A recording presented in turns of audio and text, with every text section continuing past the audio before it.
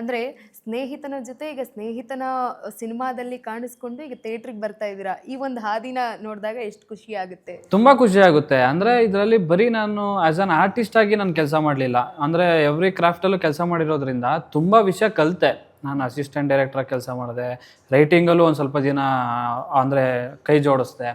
So ಅಲ್ಲಿ ಸೆಟ್ಟಲ್ಲಿ ಯಾವ ಥರ ಇರಬೇಕು, ಯಾವ ಥರ ಕೆಲಸ ಕಲಿಬೇಕು, ಪ್ರತಿಯೊಂದು ನಾನು ಕಲ್ತ್ಕೊಂಬಂದೆ. ಅಂದರೆ ನಾನು ನೆಕ್ಸ್ಟು ಯಾಕೆ ನಾನು ಸಿನಿಮಾ ಇಂಡಸ್ಟ್ರಿಯವನೇ ಆಗಿರೋದ್ರಿಂದ ಅದು ನನಗೆ ಯೂಸ್ಫುಲ್ಲು. ಸೊ ನಾನೇನೋ ನನಗೆ ಸಂಬಂಧನೇ ಇಲ್ಲ ಅನ್ನೋ ಥರ ಇದ್ದಿದ್ರೆ ನನಗೆ ಯೂಸ್ ಆಗ್ತಿರ್ಲಿಲ್ಲ. ಬಟ್ ನಾನು ಇಲ್ಲೇ ಬದುಕಬೇಕು ಅಂತ ಬಂದಿರೋದಲ್ವ.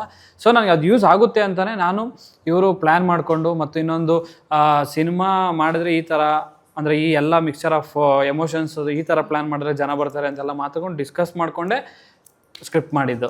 ಓಕೆ, ತಾರುಷ್ ಸರ್, ಈ ಒಂದು ಜಾಲಿ ಸಿನಿಮಾ ರೆಡಿ ಆಗೋದಕ್ಕೆ ಅಂದರೆ ಕತೆ ಹುಟ್ಕೊಳ್ಳೋದ್ರಿಂದ ಹಿಡಿದು ಇಲ್ಲಿಯವರೆಗೂ ಹೇಗೆಲ್ಲ ಪ್ರಿಪ್ರೇಷನ್ ಇತ್ತು, ಜೊತೆಗೆ ಈ ಒಂದು ಕತೆ ಹುಟ್ಟಿದ್ದು ಹೇಗೆ ಅಂತ, ಜಾಲಿ ಅನ್ನುವಂಥ ಕತೆ? ಜಾಲಿ ಅನ್ನೋದೊಂದು ಪಾತ್ರ ಅಂತ ಹೇಳಿದ್ರೆ ಫಸ್ಟ್ ಇದಕ್ಕೆ ನಾನು ಪ್ರಿಪ್ರೇಷನ್ ಆಗಿದ್ದು ಅಂದರೆ ಬೇಸಿಕಲಿ ನನಗೆ ಆರ್ಟಿಸ್ಟ್ ಆಗಬೇಕು ಅಂತ ತುಂಬ ಆಸೆ.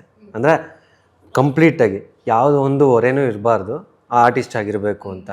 ಇದನ್ನು ಜಾಲಿ ಅನ್ನೋದು ಮೇಜರಾಗಿ ಟೈಟಲ್ ಇಟ್ಕೊಂಡಿದ್ದು. ಮತ್ತು ಇನ್ನೊಂದು ಹಲವಾರು ಸನ್ನಿವೇಶಗಳು ನನ್ನ ಸುತ್ತಮುತ್ತಲಿನ ಕತೆಗಳನ್ನೇ ತೊಗೊಂಡಿದ್ದು. ನಾನು ಏನೋ ಔಟ್ ಆಫ್ ದ ಬಾಕ್ಸ್ ತೊಗೊಂಡಿಲ್ಲ. ಎಲ್ಲರಿಗೂ ಕನೆಕ್ಟ್ ಆಗಬೇಕು. ಇವಾಗ ನಮ್ಮ ಮನೆ ಮಗ ಅಂತ ಇರುತ್ತಲ್ವ, ಆ ಥರ ಅನಿಸ್ಬೇಕು ಪ್ರತಿಯೊಬ್ಬರಿಗೂ. ಮನೆಯಲ್ಲೂ ನೋಡಿದಾಗ ಇಲ್ಲ ನಂದಿದು, ಜಾಲಿ ಪಾತ್ರ ನಾನಿದ್ದಾಗ ಅಂತ ಅನಿಸ್ಬೇಕು. ಸೊ ಅದೊಂದೇ ಕ್ಯಾರೆಕ್ಟರ್ ಅಲ್ಲ, ನಾವು ಕ್ಯಾರೆಕ್ಟರ್ ಡಿಸೈನ್ ಮಾಡ್ಕೊಂಡಿರೋ ಪ್ರತಿಯೊಬ್ಬರದು ಕೂಡ ಇವಾಗ ಅಪ್ಪ ಮಗಳ್ದಿರ್ಬೋದು. ಎಷ್ಟೊಂದು ಜನಕ್ಕೆ ಇವಾಗ ಅಪ್ಪ ಮಗಳು ಹೆಂಗೆ ಫಾದರ್ಸ್ಗೆ, ಇವಾಗ ಸುಷ್ಮಿತಾ ಮ್ಯಾಮ್ಗೂ ಅಷ್ಟೇ ಅವ್ರ ಅಪ್ಪ ಅಂದರೆ ಇಷ್ಟ ಇರುತ್ತೆ. So every one will relate. ಯಾವಾಗ ರಿಲೇಟ್ ಆಗುತ್ತೆ ಅದು ವರ್ಕ್ ಆಗುತ್ತೆ ಜಾಸ್ತಿ. ಸೊ ಹಿಂಗೆ ಉಟ್ಕೊಂಡಿದ್ದು. ಬಟ್ ಜಾಲಿ ಅಂತ ಟೈಟಲ್ ಕೊಟ್ಟಿದ್ದು ಬಂದು ಈಸಿಯಾಗಿ ಕ್ಯಾಚ್ ಆಗಬೇಕು, ಯಾರಿಗಾರು ರಿಜಿಸ್ಟರ್ ಆಗಬೇಕು.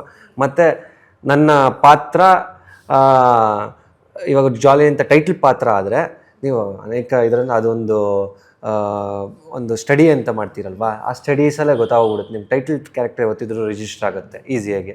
ಸೊ ಈ ಥರದ ವರ್ಕ್ ಮಾಡ್ಕೊಂಡು ಬಂದಿದ್ದಕ್ಕೆ ಆ ಜಾಲಿ ಅನ್ನೋದು ಬಂತು.